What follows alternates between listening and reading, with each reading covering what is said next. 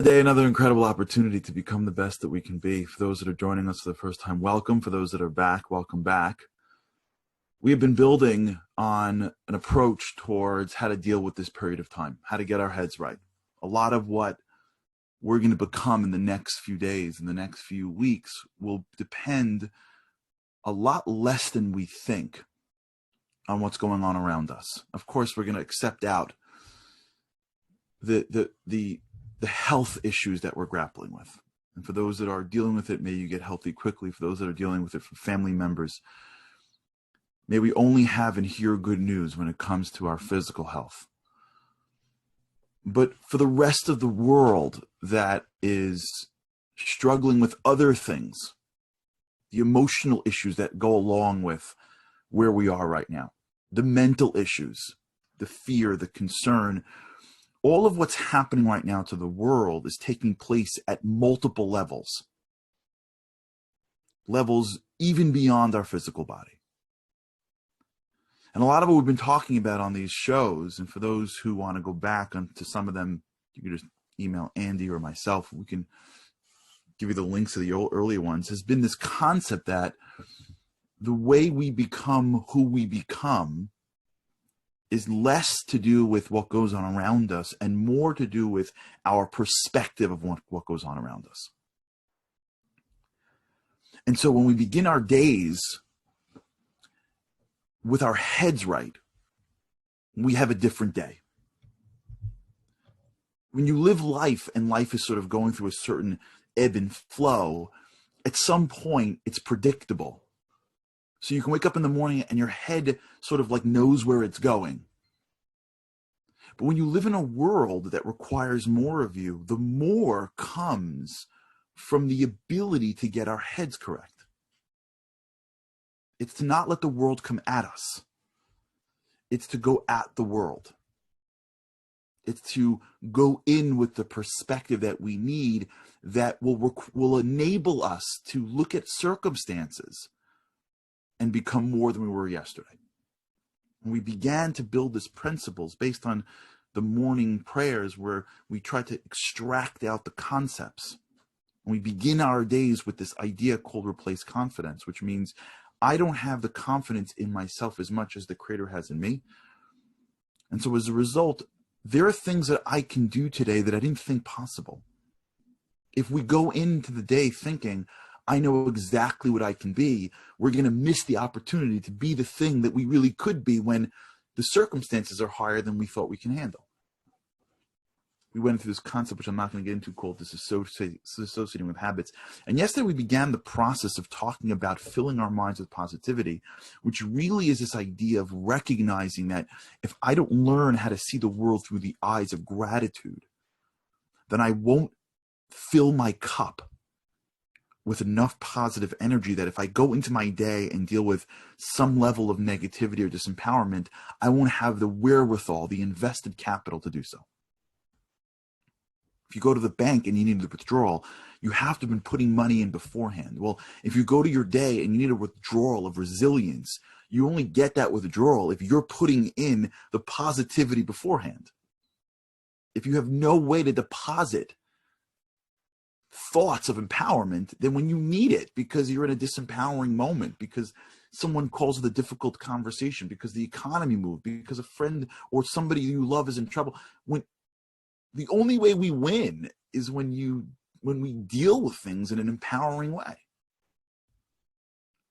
And we can't do that if there's no mechanism of deposits.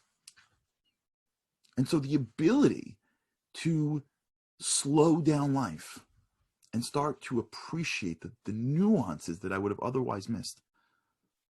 The ability to be grateful for things that I've taken for granted because I'm used to them. That ability is not a nice thing to do. That ability is one of the most strategic moves we can make. It creates a flow of income into our minds. It conditions our brain to look for that which is most empowering first, wherever we are, so that it will allow us to invest into our positive mindset, to invest in our bank account, if you will. More and more and more and more and more and more money. More and more positive thoughts. We're not being Pollyannish. That's such a huge misconception, I think. I don't know. It's like a bunch of like negative people like have like hijacked the world, and anyone who's positive becomes Pollyannish. I don't know how that even became of. When you look at great people, they were realistic, but they were optimistic. Leaders, innovators, they're optimistic. Families that build resilient children are optimistic.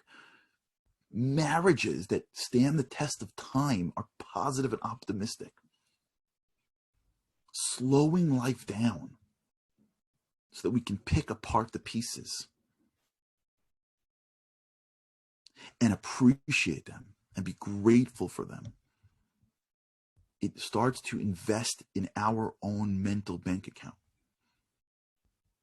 so that that reservoir fills.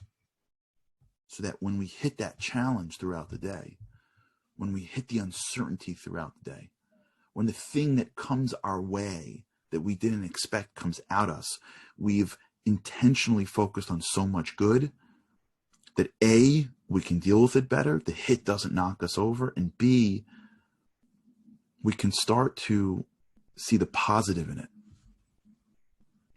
This is sort of where I want to go today a little bit. I hope you're appreciating, for those that are joining, the ingrowing of the beard. I had a conversation yesterday with somebody about this period of time. And I was helping him strategize the business that he's in. And he was explaining to me what the plan was, which was to project out 8 months from now and to start to build now for 8 months. And I asked him, I said, you know, in the past when we had conversations about your company, you had mentioned to me all the problems with it. It wasn't digital. It wasn't virtual. There were a lot of parts of this individual's business that wasn't adapting properly into the new world. What I'm hearing you say is, let's project out 8 months and then let's go back to normal in 8 months. So now's crazy. Let's keep our heads down. Let's, do whatever we got to do. And then let's just sort of look into a date in the future where I can go back to normal and then just plan from there. But the normal that you had beforehand, it was good, but it wasn't incredible. So why are you looking out into the future to go back to normal? Why aren't you looking at the present and creating a new world, a new normal? You don't go back to normal. You go forward to greatness. And this opportunity is something that maybe not the thing where you duck, but maybe it's the opportunity to change everything, to redo things, to learn new skills, to reformat parts of your business. And he's an incredible guy, and he got it right away. You see, one of the things that we're grappling with right now is, how do we deal with challenge? And the way in which we deal with challenge really differs. And how our perspective on challenge is going to change how we deal with it every day. So in the first piece of what we're building is this idea of the reservoir of positivity, so that when something happens, you maintain yourself. But let's go even further now and talk about challenge in its core. Because if we understand the elements of it, maybe we can realize that it is something that may not be as terrifying as it comes across sometimes. So today is Yom HaShoah. And the Holocaust is a big deal for a lot of people, and it is for me personally. And it's for me personally because I've got grandparents that survived. And I'm reminded of a story that I saw years ago of an individual that was struggling. I'm sure you guys heard this before, so I'm sorry if you've heard this one before. It's like one of these like tales that make its way around to every book, you know what I'm talking about? It's like in every book, there's like in like the italicized, the before their section is like these tales. This is one of them. The story of the man that's dealing with challenge and he's broken over it, and he goes to see his mentor. And his mentor brings him into the kitchen and puts in front of him. I'm sure you've heard this. I love this story. He says, I want to talk to you about challenge. He goes, okay. He goes, let's go to the kitchen. He goes, no, I don't want to go to the kitchen. I want to go to your study. I want you to help me navigate my challenges. So the old man, the wise old man, says, sure. And he takes him into the kitchen anyways. And they're talking about it. And as they're talking, the man has in front of him 3 things. He has carrots. He has eggs. He has coffee beans. And the guy's talking about whatever he's going through. And he puts the carrots into the first pot and they start to cook. And then he's talking to him through it, and he puts the eggs into the second pot and they start to cook. And then he puts the coffee beans into the third pot and they start to cook. And they're talking about this and that. His life's so hard, this kid, and he's not sure how to do it. And finally it's over, and the guy takes out his carrots and he takes out his eggs and he takes out his coffee. And the young man's like, what are you doing? So he goes, what do you see in front of you? And the guy goes, carrots, eggs, and coffee. So the old man goes, let me tell you what I see. I see an object called a carrot that was soft. That was hard. Carrots are hard. You buy them in the store. They're hard. You can crack them. And then you cook them. And they get soft. And then I saw this thing called an egg, which is soft. And you cook it and it gets hard. The shell, the hard-boiled egg. And then I see these coffee beans, which are basically inedible. And you cook it and it becomes this incredible, amazing drink. Because your challenge, as the old man said, it's not the challenge that you're going through, it's the perspective of challenge. There's some people that go through challenging times and they were once strong. They had a backbone. They were firm in their beliefs. They were firm in their activities. They were firm in what they were doing every day. And challenge weakens them, like the carrot. Now they feel like they can't. Now they feel like they don't know how. They feel less. They're not stronger, they're weaker. And some people go through life and they're that egg. Gentle. Careful. That an egg you just can't crack.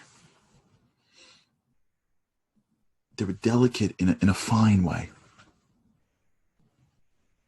Their life was navigated through class and precision. And then they go through challenge and they become general hard.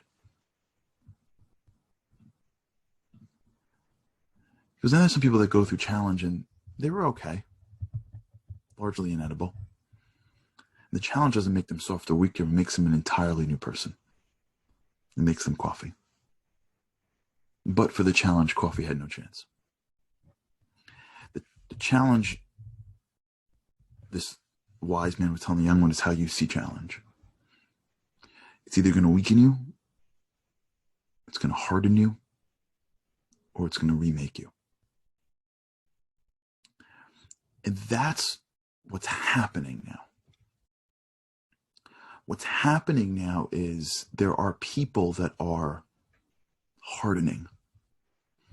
They're becoming less sensitive to their coworkers. They're firing at will. I'm on calls with people like this. I'm going to cut this person's salary. Why? Because we can. Hoarding at stores. They look stronger, but they're weaker. There are people that were once delicate that have toughened. They're not the same self. They don't smile as much. They don't have hopes as much. Then there are people that are going to go through challenge and they're going to be totally different from it. They're embracing the challenge. I'm not saying it's not difficult. I'm not saying there aren't moments of sadness. I'm saying that people are going to go through challenge, and in doing so are going to look for parts of this world that they can inculcate into themselves that will make them different people. They'll be sensitive in ways they never were sensitive before. They will have conversations with people they've never had conversations before. They'll leverage the fact that they're home more to think, to read, to connect in a way that they never could before. They'll embrace technology in a way they never had to before. They'll learn things that they never had the time to learn before. I know people whose marriages are dissolving and people whose marriages are strengthening in a way that they never thought possible. It'll change you entirely into becoming a new version of oneself. It's the perspective that we take with our lives that will now dictate where our lives go. It's that moment where we look out in front of challenge and say, not only am I built up here so that I've got so many positive, empowering deposits that I can withstand the initial pain or challenge or disruption. I am staring at the storm and saying, this storm came for my benefit. I can't understand why. I don't run this world. But in Hebrew, there's a concept called gamzu latova. There's also good in that. There's also good in that storm. And I'm going to figure out what that is. And I'm going to use it to leverage it to make me more. Not to hold in and hunker down until the storm passes and go back to where I was earlier. There is no where I was earlier. There is no going back to normal. There's going forward to greatness. I'm going to walk through the storm, and in walking through the storm, find out pieces of the latent potential that I had inside me that was always in me, that because of this is now going to come out. And when it comes out, I'm going to keep. There's an opportunity in the storm. There's an opportunity for who I could be in the storm. There's a piece of me that's a bean of coffee that can be the drink until I go through that boiling water. It won't give expression. This isn't going to weaken me. This isn't going to harden me. It's going to recreate me. Now, this is a totally different perspective in which challenge is not avoided, it's embraced, which requires incredible faith in oneself, in God, in one's family. But it's faith that doesn't come from just individuals delivering from you. It's a much deeper faith. It's a faith that comes from this understanding that what's inside me is a power source that is infinite that I can tap into. And for those that were with me on the trip to Israel, this is where we got to a little bit in the world of awesome. It's this faith that there's some source inside me that is bigger than what is around me. And when I'm in these moments, I don't have to look outward. I have to look inward. Once we realize we have all the potential that we need to have a life we couldn't dream of, it is the challenge that helps bring out that potential. That concept of embracing the challenge is part of this package of getting our head straight. Seeing that there's more than me, seeing the world around me and seeing the gratitude and the greatness and the things that I have, and then looking at the things that I'm less comfortable with and saying, wait, in that thing, there's a piece of me in that storm that when I walk through it, it's going to come out. There's an excitement to embrace that challenge. We'll talk more about this week. But until then, remember, Life is not meant to be good or great. It's meant to be awesome. We got to fight for it. We got to hope for it. We got to be there for each other. Hope you have a great day. Hope you got a day filled of empowerment, faith, of being able to realize that we're more than we think. And together, hopefully, we'll become that. You never go back to normal. We go forward to greatness. Have a great day. Thanks for tuning in. Looking forward to seeing you tomorrow with God's help.